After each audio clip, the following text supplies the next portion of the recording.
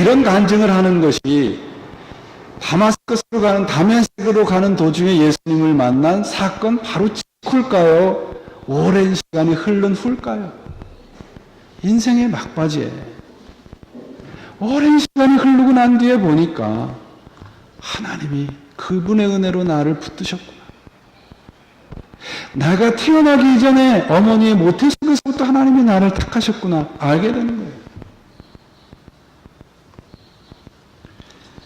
즉 그가 전한 복음에 대한 이 강경함과 절실함은 그의 인생의 결과물인 거죠.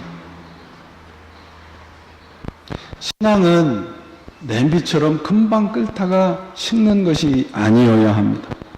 오랜 기간 숙성되고 피땀을 흘리면서 그리스도를 따라가기 위해서 애쓸 때 진정한 신앙의 열매들이 나타나는 거죠. 바울이 전한 복음이 왜 진짜인가? 바로 그의 이 피와 땀의 인생의 결과물이기 때문에 그렇습니다.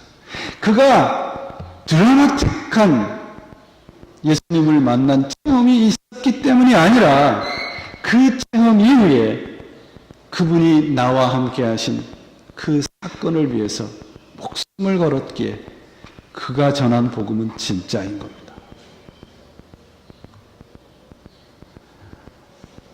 바울이 전한 복음이 왜 사람에게서 온 것이 아닌가? 오늘 본문 말씀을 정리해보면 그렇습니다. 그는 회심 사건 이후에 자신의 혈육과도 의논하지도 않고 사도들과 만나지도 않고 아라비아라는 곳에 가서 3년 동안 묵상을 하면서 훈련을 했고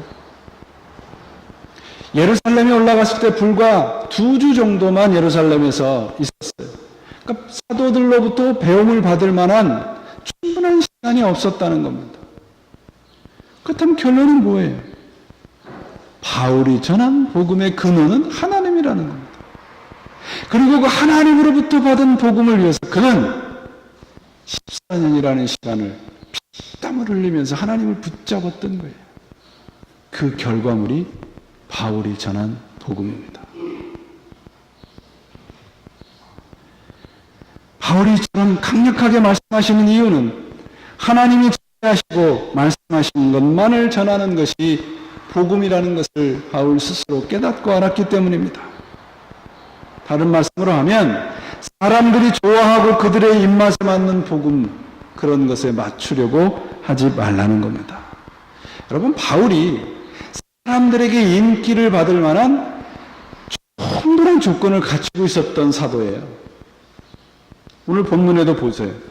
이 드라마틱한 체험이 있었잖아요. 뭐 요만한 경험을 가지고도 이렇게 풀려서 간증을 하는데 고린도전서에도 나오잖아요. 뭐 어떤 경험이 또 있습니까? 상층천에 올라갔던 경험도 있어요. 사람을 살려낸 경험도 있습니다. 학문적으로도 그 당시에 가장 뛰어난 석학이었습니다. 사람들에게 인기를 얻으려고 했다면 바울처럼 충분하고 바울처럼 완벽한 조건을 갖춘 사람은 그 당시에 없었습니다. 그런데 왜 그가 사람들의 인정함을 뒤로하고 하나님이 전한 복음을 전하고 있었을까요? 이유는 한 가지입니다. 십자가와 부활, 그 복음이 그가 가진 모든 조건, 사람들의 인정, 인기보다 훨씬 더 크고 중요하다는 것을 알았기 때문입니다. 오늘날 사람들이 좋아한다면 작은 체험에도 간증 집회다, 무슨 신유 집회다 떠들고 다니는 것과는 너무도 대조적이지 않습니까?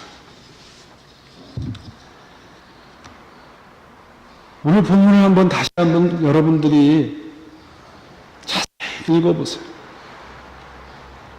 딱 2가지로 바울은 대조해서 구별하고 있습니다. 복음, 하나님의 은혜, 하나님의 계시, 이쪽에 놓습니다. 다른 한쪽엔 뭐가 있습니까? 종교적인 열심, 조상들의 전통, 혈육의 도움, 문화, 습관 한쪽에다 따로 놓습니다. 바울이 전한 복음이 어디서 왔다는 겁니까? 하나님으로부터 왔다는 겁니다.